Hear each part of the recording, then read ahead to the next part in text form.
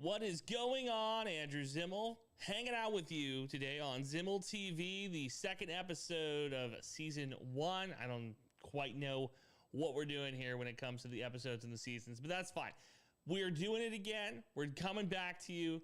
Thank you for those of you that subscribed and hit the notification the last time that we did this whole song and dance. Shout out to you guys for helping us out with that. Continue. Remember, this is the basement level. It's only going to get better from here. We have so much to talk about. First off, this shirt, right? Golden Gophers, World Series champs back in the 50s. Shout out to the Gophers. Lot to get into, right? So first off, we have to talk about the loyalty in sports, how there is none anymore. Everybody is dog eat dog. There is no loyalty anymore between ownership and players, if there ever was any, and between players and teams. It feels like it's all evaporated. It feels like it's a completely new and changed world that we are living in. And then also the fact that the NBA, we're starting a show talking NBA when we are less than a week away from the Super Bowl. When the Super Bowl kicks off on Sunday and we are talking NBA trades, it feels like the get back from the NBA to the NFL. Basketball said, you stole Christmas Day from us. We're going to steal your biggest week from you, Roger Goodell. So let's talk loyalty in sports here, because the news broke earlier today in one of the most heartbreaking trades I think imaginable. Okay, so the Bucks traded Chris Middleton, which not that big of a deal in a vacuum. Chris Middleton was the third best player on the Milwaukee Bucks. It was clearly the Giannis and Dame show. Middleton was hurt for a lot of this season. He struggled with injuries last season. That's part of the reason why the Bucks were as disappointing as they were last year. When they have title aspirations, and they don't get to the Eastern Conference Finals, that's a problem. So Middleton traded to the Wizards, ends one of the franchise's cornerstones, multiple player deal that sends Kyle Kuzma to Milwaukee. That's according to Shams. The Bucks also sent A.J. Johnson, a first-round selection last year with Washington. They dealt Patrick Baldwin Jr. in the second round to Milwaukee. Middleton spent 11-plus seasons in Milwaukee and was a foundational player for a championship run. This is the part that really bothers me. So you're talking about a guy who won a championship with your organization, the first one that they'd won in 50-plus years, three-time All-Star, played in the games, minutes, points, assists, three-pointers made in a 12-season career. It absolutely is heartbreaking that a guy like Middleton is on his way out. And it's not only heartbreaking because you like Chris Middleton. I like Chris Middleton. He seemed like a good guy. He seemed like the type of player who every team would want on their roster. He's a winning guy. He's a guy that's willing to do the dirty work. The problem is age, A, and B, the fact that he gets sent to Washington. Of all of the teams to send one of your cornerstone pieces. Now, is he Ray Allen? Is he, one of those all-time great Bucks players? Will Milwaukee fans remember him the same way they remember Giannis? Absolutely not. But you're talking about a team in Washington this season that is in the bottom of the standings, the literal dumpster fire of an organization. That, to me, is the problem here. And we went through this whole thing with Luka, with sending Dallas Mavericks, superstar, generational talent, a guy that across the board is respected. Across the board, people talk about Luka Doncic as a generational talent. And you send him to LA without calling him, without talking to his agent, without getting any indication that he did not want to be in your city, did not want to wear your jersey. No indication of that, and you sent him away with the idea that maybe this will make us a little bit better. Now, Nico Harrison, the GM of the Mavericks, has a lot of explaining to do. I personally think it's one of the worst trades in professional sports history. I've compared it to Babe Ruth getting sent from the Red Sox to the Yankees. That's how bad of a deal I think this trade will go down in history as. But you're looking at a situation with Luka where, okay, we think we're going to get a little bit better. I would argue with Kuzma, he is not any better that this is actually a downgrade in a lot of ways. The efficiency that Kyle Kuzma struggles with, driving the basketball, making smart passes, shooting the ball well, all things you need to do to win games in the NBA, Kuzma doesn't do any of those things.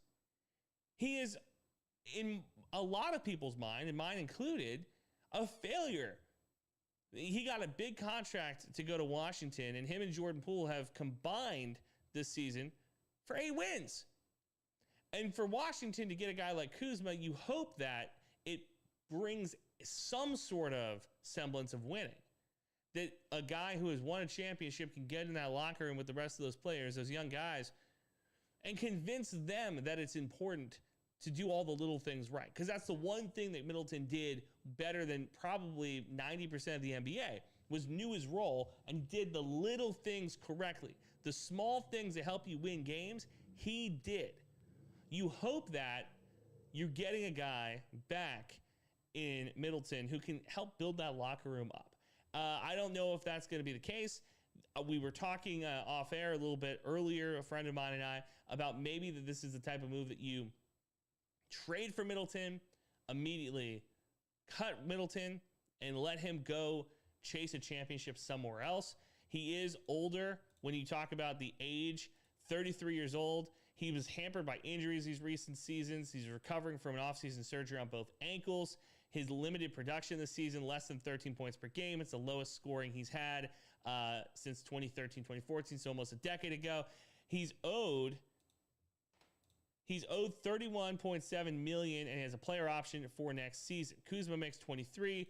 That helps the Milwaukee Bucks when it comes to the aprons and the roster management of this team. But there's absolutely no loyalty in sports, at least in the NBA today. And it's going to make fans resent their teams, because the NBA is the only sport where the name on the back of the jersey matters as much as the name of the front. It's the only sport that is so star-driven. I've never seen a fan, I've never seen one of these podcasters wear a football jersey backwards. I've never seen somebody wear a Mahomes jersey backwards so Mahomes sits on the front of their chest versus on their back. I've never seen somebody wear a Brady jersey or a Ray Lewis jersey backwards so the last name sat on the front of the chest instead of on their back. There are numerous instances of podcasters I have seen wearing Wembanyama jerseys, LaMelo Ball jerseys, Giannis jerseys, and now Luka jerseys backwards so that the last name sits on the front instead of on the back. The NBA is a star-driven league, and when ownership and front offices are essentially cutting the stars out of the equation completely, when the ownership and front offices, for the most part, are turning their backs on their stars, turning their backs on any sort of loyalty, that's a problem. And we heard earlier this week Anthony Edwards talk about it. We heard Nikola Jokic talk about it. All these different guys saying that, hey, you know, this could happen to anybody. This could happen to any star. That one day you're sitting pretty, you think that you're going to be in Minnesota, in Denver, in Oklahoma City, in Dallas. You think you're going to be there forever, and then just one day, everything changes. And I said if I was Tim Conley, if I was Mike Malone in Denver, if I'm Sam Presti in Oklahoma City, I'm sitting down with my guys, Anthony Edwards, Nikola Jokic, SGA, Victor Wembanyama in San Antonio. And I'm pulling them aside and say, listen, the way that Dallas did Luka, we would never do you, big boy. Hey, big fella, we would never make that happen to you, Jokic. That would never happen in Minnesota, Ant. SGA, we would never consider moving you, to try to rebuild some of that good grace, to try to rebuild some of those bridges that you have to have in a league that is driven by stars, in a league that is owned by the players for the most part. You have to make sure you have good relationships. It's a non-starter if you don't. You won't survive. Your franchise cannot win. You cannot build an organization that has any sort of success in the NBA if you don't have that loyalty. Baseball's loyalty died a long time ago. The minute that arbitration became as popular as it's become when owners and management sits across from a player and tells them all the things they don't do well. When you're sitting across the table from Albert Pujols or Mike Trout or Bryce Harper and you're telling them that, you know, you're a great player, Bryce, but we just don't think that you can play at the level that you did 5 years ago, so we're not going to give you that massive extension you're asking for. Arbitration in baseball essentially severed the ties between ownership and the players. There's going to be a cold day in hell before you find a MLB player who has a very good relationship with their owner. It just doesn't exist. Football is the same thing. It's next man up mentality. It's a different sport. It's a violent, combative sport. It's gladiatorial. It's American gladiators. They know what the deal is. They know that if they get injured, it's next man up. There's no Wally Pipp stories in the NFL because there's a Wally Pipp every single week in the NFL. Wally Pipp being the first baseman for the New York Yankees who gave up his spot because he had a migraine to Lou Gehrig, and Lou never gave it back. Wally Pipp happens every single week in the NFL. There's a guy that goes down and a practice player steps up. A guy on the scout team will take a step up and end up on the active roster. Every single week in the NFL, something like that happens. It's a different sport. The NFL chewed up and spit out loyalty. They laugh at loyalty. Only quarterbacks get loyalty, and even then, the greatest quarterback of all time didn't have loyalty from his organization. Tom Brady had to go to Tampa Bay. They didn't think he was good enough anymore in New England. Bill Belichick said, we would rather cut you a season early than a season late. There's no loyalty in football, but basketball was the only one that we still had a little bit of semblance left. Basketball was the only one that we had a little bit of semblance that the generational stars of this league, the Tim Duncans, the Dirk Nowitzkis, the Kobe Bryants, the Paul Pierces, that if we're going to move you, we're going to put you in a position to succeed. Paul Pierce, KG, we don't think you can win here in Boston anymore. We want to do a rebuild. Where do you want to go? You want to go to Brooklyn? Well, let's make something happen. Russell Westbrook, you've done a ton here in Oklahoma City. Clearly, we are not going to get over the hump with what we have currently. Where do you want to go? You want to go play with your teammate and friend, James Harden, in Houston? We'll move heaven and earth. We'll take Chris Paul's contract back. Loyalty mattered in the NBA, but this week all of that disappeared in a cloud of smoke. And yes, the Luka Doncic trade will be the catalyst. That will be the thing that's talked about more than any other trade. But it's going to be this Chris Middleton move, a guy that gave his blood, sweat, and tears to the Bucks, and they sent him to the worst team in basketball. The worst team in basketball to a guy who gave everything to try to help your team win a championship. There's no loyalty in the NBA. There's no loyalty in sports anymore. All right, when we come back, Super Bowl Media Day. Is it worthless? I'm going to tell you why next. Stick around.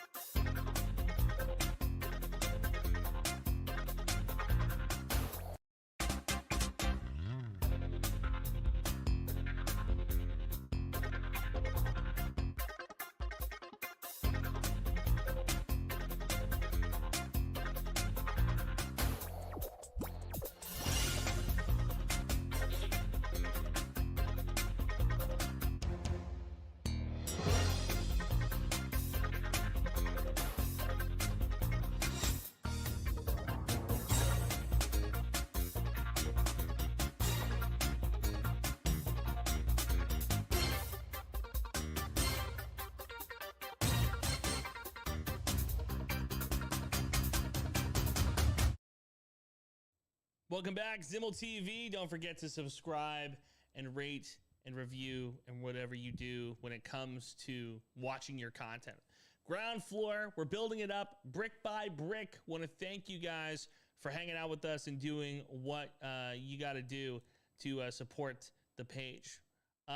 Let's get into it. Let's talk Super Bowl Media Week. Now, I have not been a fan of Super Bowl Media Week. I feel like there's a lot of times where things just don't get done the way that they need to get done. You're in a position a lot of times for Media Week where you're not talking to anybody important. You're not talking to players. You are doing Radio Row. You're talking to former players who have a product to hawk. It used to be a really cool idea. Mike and the Mad Dog started it at WFAN like 30 years ago now. Since then, it has spiraled into corporatization, and it is just essentially a way for the media to all hang out and talk to one another. You'll have a player come by who was on the 1992 team for whoever won, will roll around, talk about what product they're trying to hawk, and then you'll end up getting Peter King on. You'll get another media member on. It's really not worth any time. People waste their time doing it. And it proved to me yesterday how big of a waste of a time it was when you look at these clips from Media Day. Now, it takes a while. The NFL doesn't just credential everybody. You have to put in press pass credentials to get the press passes for a chance to interview these players. So when you get a chance, what do? Do you take that opportunity to ask a thought-provoking question? Famously, we had the "Who's your hero?" to Tom Brady. Thought-provoking question. Here's the thought-provoking questions that Travis Kelce and Patrick Mahomes had to sift through yesterday. Travis, what do you love more, Taylor Swift or phantom 15-yard roughing the passer penalties in the playoffs? That's a good question. Anybody else? Talk about a waste of a question. Talk about a waste of time when it comes to talking to Travis Kelce, arguably the best playoff performing receiver of all time. Second all time in receiving yards, second all time in receiving touchdowns in the playoffs. In 8 fewer years than Jerry Rice. Travis Kelce, underrated playoff performer, underrated player. I know it's a hot take. Sit with me on this one. It's real talk. Travis Kelce is not the best tight end of all time. That's Rob Gronkowski. I thought he did more when it came to blocking and receiving than Travis Kelce, but at least blocking than Travis Kelce. But receiving wise, Travis Kelce might be the best playoff receiver of all time. Chiefs don't win the Super Bowls they've won. If it's not for him, they're not in this position. If it's not for him. Let's hear what Patrick Mahomes had to talk about yesterday. This is the thought-provoking questions that Mahomes had to sift through. Patrick, for your whole career, you have had so many great people help you win. So who is your favorite ref? That's hilarious. All the refs are great, man. All the refs are great. They do the best they can. And go out there and play the game the right way. Is there one that you give a Christmas card to every year, possibly? Not that I can remember. I'll have to talk to some of my teammates and we can kind of figure it out. Patrick. You got to give Patrick Mahomes some credit, though, because I would not have been as graceful or gracious as he was getting those dumb questions. It's not worth your time, honestly. It's not worth their time to have to sift through this if those are the questions that you're going to have to ask. And it's the same question over and over and over again for most of these guys. Because we have the 2-week period of time off between the Super Bowl and the AFC Championship game and the NFC Championship game, championship week, and then the Super Bowl, all the questions have been asked. All the angles have been looked at. We're on Wednesday before a Sunday kick, and I don't know if there's anything else to be said about these two teams. And it doesn't help that they've played before. If this is the first time the Eagles were in the Super Bowl or the first time the Chiefs were trying to win a title, you'd have a case. You'd have conversation. You'd have angles. But we're at the point now where these two teams played 2 years ago. And at least 2 years ago, we had the angle of Jason versus Travis Kelce. And this year, we don't have anything. We got, Jalen Hurts' redemption story? We have Patrick Mahomes going for a three-peat? That's honestly the most important thing. But even with that, we're having to hear if he wins on Sunday, is he the greatest quarterback of all time? I'll never forget in 2018, I was driving around after the Eagles won the Super Bowl. It's the first title in their organization's history. It was a big moment. Philly special, Nick Foles. It was a big deal that the Eagles won. It's a huge deal. They beat the Patriots.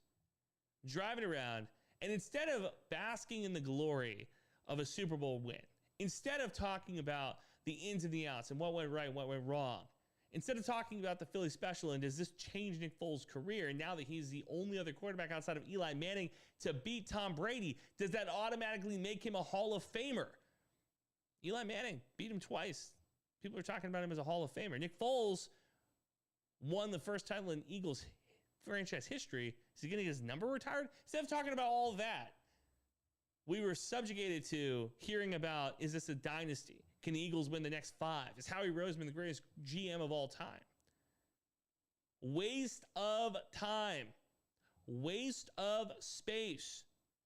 Does not help anybody. Not worth your time, not worth my time.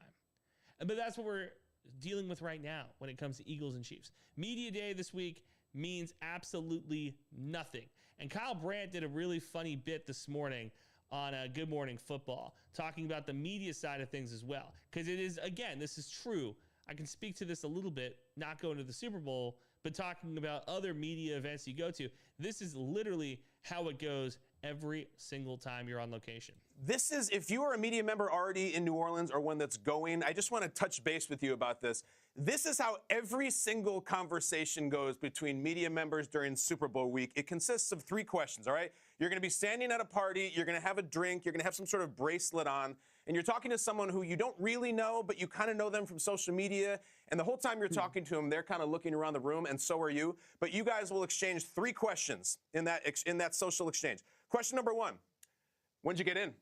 Yep. And if they say, oh, just today, you go, oh, yeah, nice, end of the week. That makes sense, you know, save money, get more time at home with the fam. But if they say, been here since Monday, you say, whoa, long haul, been there, man. Bet you can't wait to get home, right? That's question number 1. Question number 2, where are you staying?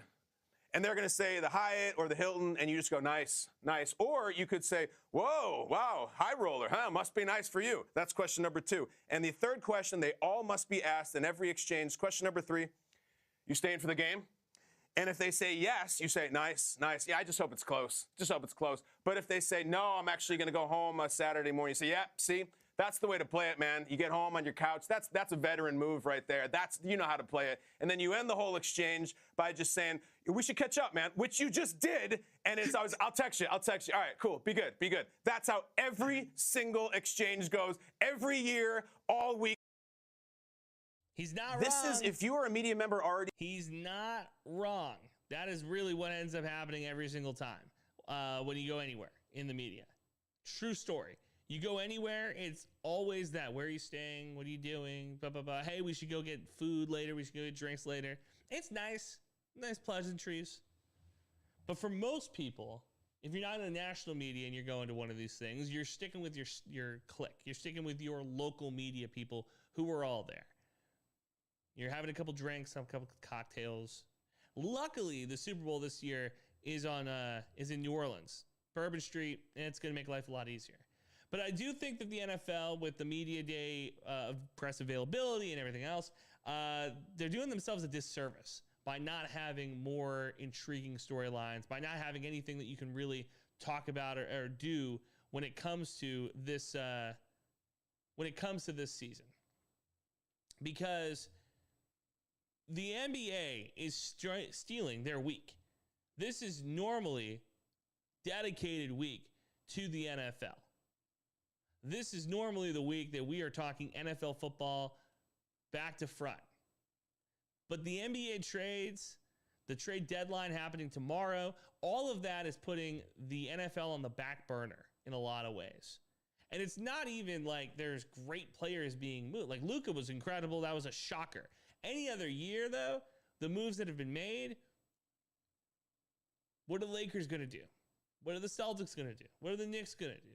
Or is Oklahoma City going to try to add a piece? Are the Rockets going to make a move? Any other year, this wouldn't even move the needle. We would all be on Super Bowl. Thankfully, Luka Doncic gets moved, and that really has been the catalyst. That's been the jumpstart when it comes to NBA talk over NFL. The other part, again, there's no good NFL takes.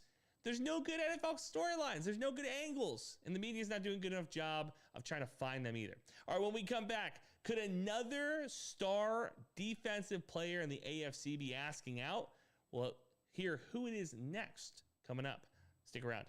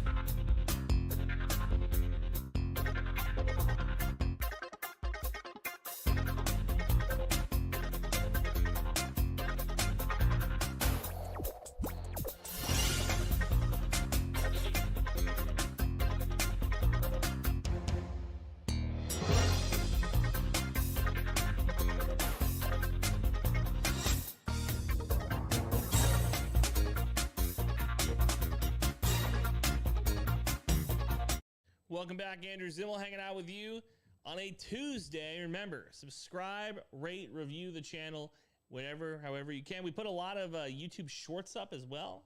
And look, share the content. We're going to try to start putting some YouTube clips and podcasts out as well on our different channels. So be on the lookout for that. So NFL Super Bowl week, you think to yourself, if you are a player, this is your chance, because media is swarming on New Orleans. They're looking for people to talk to. They're looking for players to talk to. So it makes sense for Myles Garrett to ask out the way that he did yesterday. It was a good take, or I should say on Monday. It was a good idea on his part to ask out. It made sense. This is him on Rich Eisen earlier today. Now, we won't play this whole clip. We won't play this whole clip in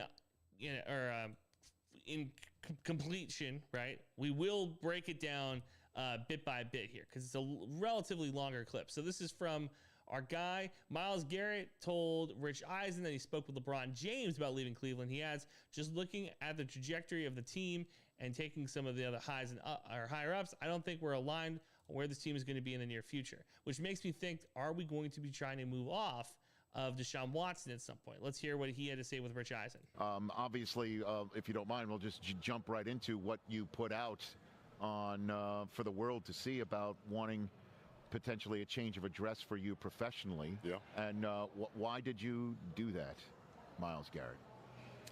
Just felt it was time. You know, I had taken my time after the season. You know, kind of relax and decompress emotionally. Want to distance myself a little bit and spend a little time talking to my family about, the really how we feel about this decision. I mean, I'd kind of felt this way. I wanted to make sure I was completely detached, and they felt the same way I did. And I feel like everyone's kind of on the same page, and felt like it was time to at least speak on something that was near and dear to my heart, and have a lot of love for Cleveland. But it's always for me been about continuing for championships, winning those big games, and winning Lombardis, and we haven't had the opportunity to do that, and that's all I'm asking for. Yeah, and this bauble sitting right here in front of you right now as we're having this conversation is an interesting sort of conversation piece, because that's what the line in your statement that jumped out at me was, it wasn't about going from Cleveland to Canton. Yeah. It's about winning championships and this Lombardi Trophy. Yeah, You can make the argument, and I will make the argument, between another player who's asking out, which is Trey Henderson, or potentially asking out, and then you got guys like TJ Watt and Myles Garrett. All three of these dudes are guys who are going to be looking at Canton at some point. And look, Trey a little early, I think, on this take, but for sure, Garrett and TJ Watt both are guys who will be in the Pro Football Hall of Fame at some point. And to think that none of them are going to have a shot to compete for a Super Bowl, that is a major problem. Now, this is Trey Henderson earlier today on the Pat McAfee show, talking about what he wants. And again, I think the offseason is a good time to address contract issues. He's looking for a new deal, obviously.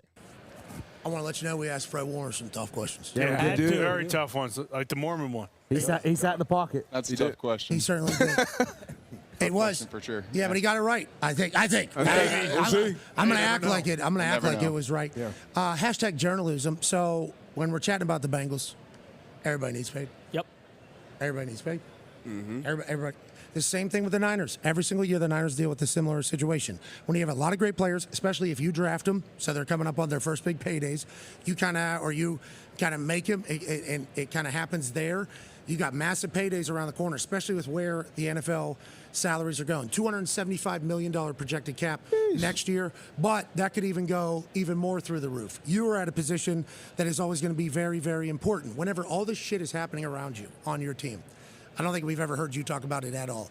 What is your mentality? Do you say, like, the business will take care of itself? I got to focus. Like, how do you handle it all? And do you guys know the situation that is happening around you business-wise? Well, credit to my wife. She has to listen to me when I go home. So, she's been such a blessing to kind of bounce ideas off of. But I think there's a time and a place. I think the offseason is a good spot to kind of address these kind of issues that do come up. And during the season, when you're talking about OTAs or camp, you don't want to become a distraction for the team, because inevitably the goal is to win a Super Bowl for Cincinnati. What that looks like this season, if it's something that we can agree on in terms, that would be great. Ideally, my wife and I would love to stay in Cincinnati. If it's something that helps the Bengals win a Super Bowl, if they get picks or anything like that, I want to help win a Super Bowl for Cincinnati if I'm there or not. Which is kind of crazy. So you want to win Super Bowls for Cincinnati whether you're there or not. I'm going to be honest with you. Unless I know that I'm being traded and I plan to retire, I don't want the Cincinnati Bengals to win a Super Bowl if I'm Trey Henderson and I'm getting moved from the Bengals. I do appreciate that he doesn't want to talk about the contract during the season. I think that that's very noble. It's a very noble thing. And there's a lot of guys who are like that. I have always said in the media profession, what your job is to do is to show up, inform, and entertain. That is your job as a media member. It's not your job to go to management and ask for a better showtime. It's not your job to go to management and ask for more money. That's what we pay agents for. That's what we pay other people to do for us. It's not your job to be worried about how much other people are making. That's your agent's job. For players, it's good. It's good that the agents are the ones that are going to be dealing with this in the offseason and that you're not going to make a stink during the season. I think that is one of the reasons that more and more fans gravitate towards the back of the jersey than the front of it. Ownership groups move off guys all the time, cut players, trade guys.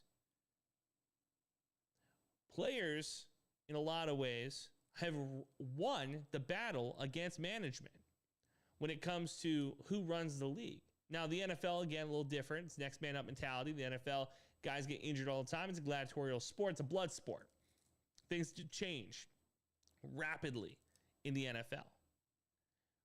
But for a guy like Trey Henderson who says, hey, I want Cincinnati to win and I'm not going to become a distraction, that's appreciative. Players who do become distractions, fans tend to turn their backs on, tend not to care if they get paid. And I do want to add one more thing here, too.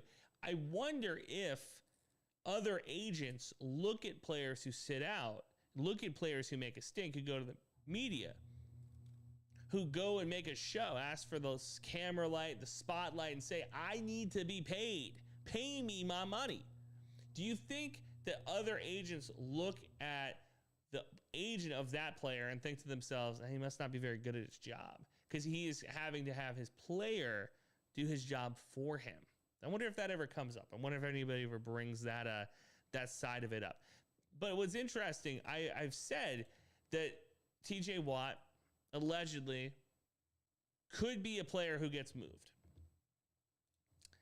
TJ Watt, one of the best defensive players in the NFL this season. One of the best defensive players this season. You go through these guys' stats, all very comparable. Tackles for loss, Watt and Garrett tie. Assisted tackles, sacks. Trey Henderson led the league with 17.5. 14 for Watt, or I'm sorry, 11.5 for Watt, 14 for Garrett.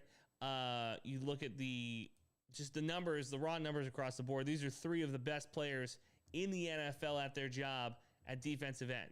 And the fact of the matter, or the fact that all three of these guys might be on the way out of not only the division, but also maybe the conference. Now, the Browns have said they're not trading Myles Garrett. The Bengals still have a lot of work to do when it comes to contract negotiations with Trey Henderson. And there's not been official word that the Steelers would think about moving off of TJ Watt. So all of this is speculation. But we go and talk in circles about how Mahomes is preventing all these other guys from winning championships and how nobody is eating. Literally nobody has won a championship during this Mahomes era.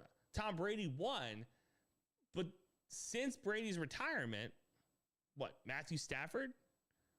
I don't think anybody's going to look back and say like, oh man, a lot of guys were winning in that 7-year stretch that Mahomes was the starting quarterback. It's been Brady twice. It's been Matthew Stafford once. And we'll see if Jalen Hurts can break the streak and win this year.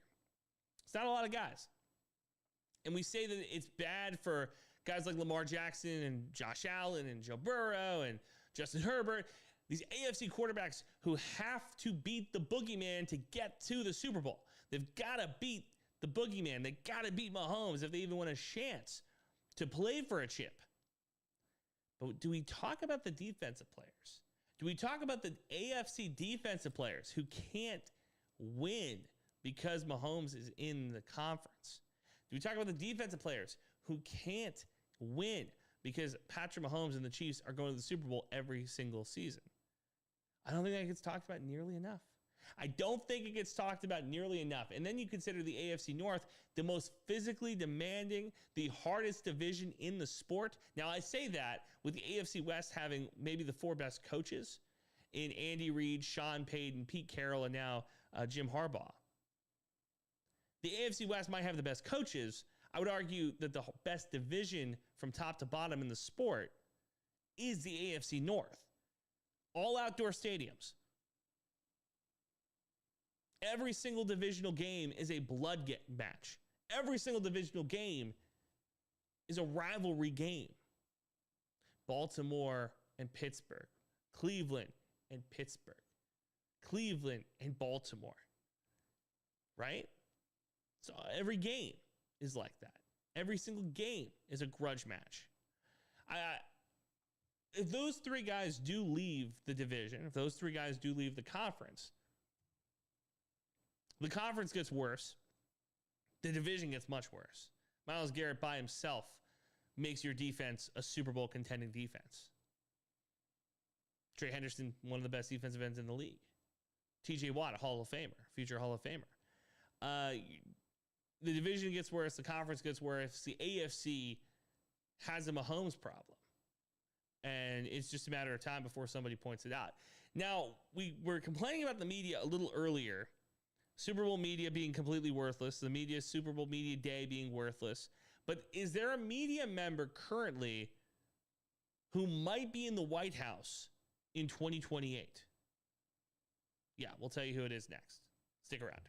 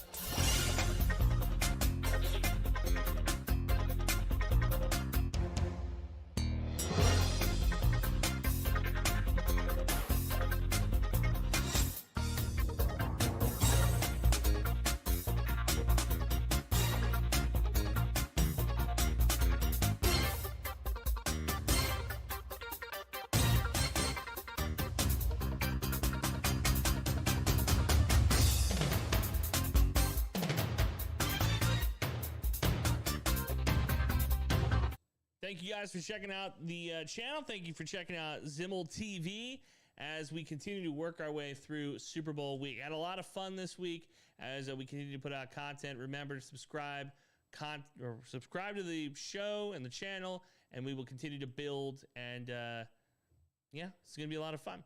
I want to get into this story before we wrap the show for today. Going to do an hour today. We'll hopefully get back to 2 hours in the future. But I'm thinking we started with 2. We asked for a lot. Let's do 1. Let's get an hour in every day, and then we'll work our way back up to 2. Build the channel, and then we'll get to 2. All right. So, media members, media in the White House. Yeah, we're gonna get political here because story came out today from Front Office Sports, which is a website and a media, I guess almost like a watchdog kind of. They cover sports media probably better than anybody else does. And this story completely caught me by surprise. The tweet reads, Stephen A. Smith is emerging as a potential 2028 Democratic candidate for president. ESPN commentator is polling at 2% in a recent survey, right behind 3% for vice presidential candidate Minnesota Governor Tim Walz. Tim Walz served in Minnesota for like almost a decade, I want to say, and was the vice president on the ticket in the 2024 election, polling just a percentage point higher than Stephen A. Smith.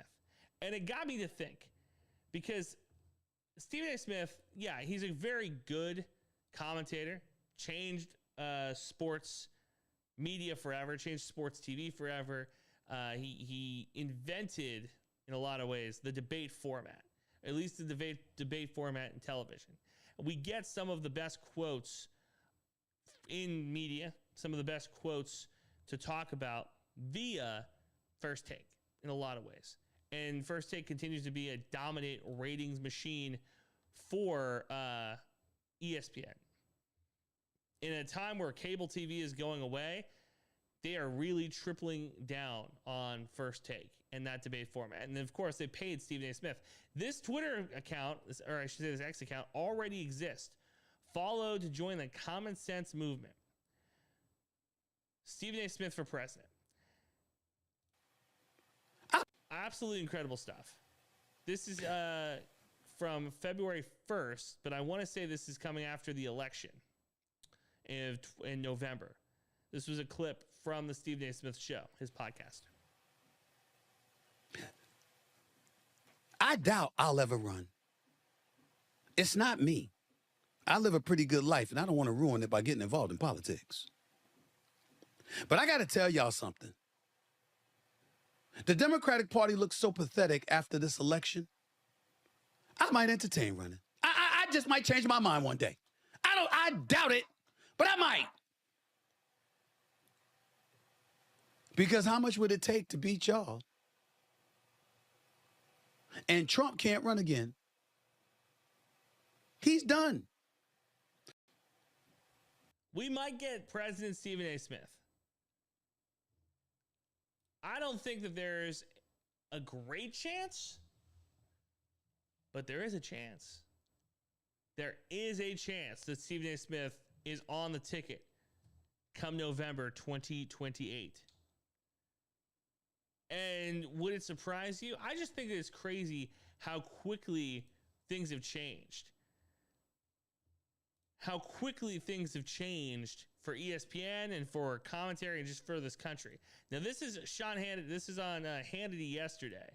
Stephen A. Smith, friends with Hannity, joined on to, I think, really booster a lot of the conversation that started today with a potential presidential run for the ESPN commentator. You have somebody like Hegseth, well, for example, let's use him because he was speaking about your former colleague at Fox News. Hold on. That's not a defense secretary. Excuse me. Listen, I'm not bringing up anything personal.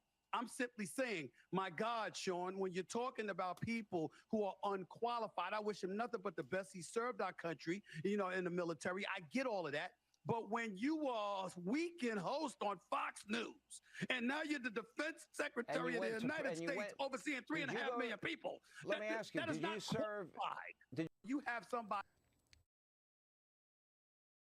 Let's get in the irony of that statement there, which I get. All right, Pete Hegseth, probably not the most qualified individual. Yeah, there are probably more qualified people to run the defense. Stephen A. Smith has not said he's not gonna run for president.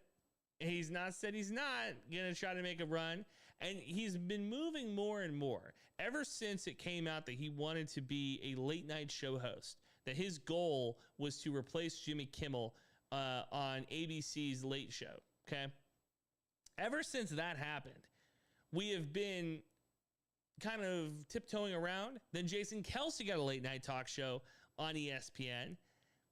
Kind of felt like a slap in the face to Stephen A. Stephen A. has gone out and built his own podcast brand, $1 million studio, millions of dollars in promotion and social media push and marketing for his show, for his podcast that is separate from ESPN. It's not an ESPN podcast, it's Stephen A. Smith's podcast. It's not Disney's podcast, it's Stephen A. Smith's podcast. He went out and built his own thing. I respect the hell out of that. I respect Stephen A. for doing that, for going out and building his own. He's already the biggest star in sports media. Let's take it a step further and be the biggest star in media. He's one of those guys like Jim Rome before him, like Dan Patrick before him, who I think has found a way to step ahead or out of just sports. Shaquille O'Neal, great example. Athletes do this all the time. Shaq is a basketball player, former basketball player, Hall of Fame basketball player. But Shaq is Shaq. Shaq is at a different level. When Shaquille O'Neal comes on your screen to promote Gold Bond, he hasn't played in the league in 10 years? The last time Shaq suited up? 10 years ago? But my mom watches Shaq, and she knows that Shaq's a basketball player, but if you asked her where was the last place that Shaq played, she couldn't tell you. And I guarantee you that if you ask a lot of people, when's the last time that Charles Barkley suited up, they couldn't tell you, but they know who Charles Barkley is. And I think that Stephen A. is moving in a similar direction now, that he's, dare I say, bigger than ESPN, that he doesn't need ESPN. ESPN needs Stephen A. Smith. Disney for years wanted to stay away from politics. Everything changed in 2016, but for years, they wanted to be the do-everything house. They wanted to fit everybody. It did not matter left, right, center. Doesn't matter. Red, blue, green, didn't matter. That Disney was for everybody, okay? 2016, things changed a little bit. 2020, things changed a little bit. 2024, things changed a little bit. And now we have Stephen A. Smith, who is getting, 3% in the polls, it's not anything to sneeze at. 3% in the polls, they don't poll 2 people. They don't poll 10 people. They poll a good amount of people for those Democratic polls. DNC spends a lot of money to try to figure out who's the best candidate to run. You might be surprised the results aren't what they are looking for, but they do spend some time into buying and paying pollsters to get those numbers. So if Stephen A. Smith's even showing up, that's a big deal. I respect Stephen A. I don't want Stephen A. to run for president. I like Stephen A. Some people hate First Takes content. Some people think First Takes the worst thing in the world. I think it's the best thing that's ever happened to me and happened to sports media. Because now that is the culture. It used to be the counterculture. It used to be journalists wearing suits and ties, sitting around, talking to each other respectfully about arbitration and player movement, expansion. Your First Take or your Sports Center anchors had a little bit of fun, opened the door a little bit. Sports Talk Radio, of course, Wild Wild West. But Stephen A. Smith completely changed the game with First Take and what he's turned it into. And now that allows us shows like this one that aren't hot takes. It's real talk. It's not a hot take. We're not saying things just to say things. We're not trying to light a fire and try to turn, who's better, Mahomes or Brady or LeBron or Jordan. We don't do that here. It's real talk. Because he created a culture that is so synonymous now with himself, he's allowed a door open for the rest of us who don't want to do that. The counterculture that people are begging for, people are looking for. Hey, I'm not trying to find somebody to yell at me. I'm not trying to find 2 people to talking heads go back and forth. I want somebody that's going to give it to me straight, somebody that's going to give it to me real. And that's why we're here doing this. I don't want Stephen A. Smith to run for president. I want him to keep doing First Take and keeping the status quo, because that's going to open the door for more people to do what they do. I think the reason, partly because how incredibly talented she is and how smart she is, but I think part of the reason that Mina Kimes is so popular in sports media is not only because she's so smart and funny, right? And then she does a really good job breaking down the X's and O's, but she's not a hot take artist. I think that's part of the reason why NFL Live does so well, that these things work together. First Take and NFL Live. I still cannot believe that they're letting Stephen A go on Fox News, that Disney has no issue with that. Biggest name in the game, biggest name in Mickey Mouse's clubhouse. It's probably Stephen A. Smith. Of the talent they have, probably their late night news anchor, or their evening news anchor, David Muir, and Stephen A. Smith, probably the two highest paid Disney employees currently. All right, that's going to do it for us today. Tomorrow we'll do it again. 6 p.m. Eastern, 5 p.m. Central, right here on YouTube. We'll continue to build the show. Remember, subscribe, hit the little bell for the notification, share the content. We're going to try to get some more videos out. We're doing the YouTube Shorts. We're going to try to splice this one up into different videos for you too. Hopefully you guys enjoyed it. And if you do enjoy it, don't be afraid to share it with your friends. Do not be afraid to share the content. The way that it looks right now, I think it looks pretty good. We're going to keep building on it. We're going to keep making it look better and better as time goes on. We had a little bit of the chat deal going on today. I want to shout out my guy. I want to get this one right for him because he reached out to me on Twitter as well. Bam2488. Really enjoyed it today, man. I appreciate you jumping in here and talking to us throughout the show. We're going to try to get it so this chat looks a little bit better on the screen. It's one thing at a time. We'll figure it out. We'll get it done. Appreciate you guys, and we'll be back again tomorrow, 5 p.m. or 6 p.m. Eastern, 5 p.m. Central, right here on YouTube for Zimmel TV Live.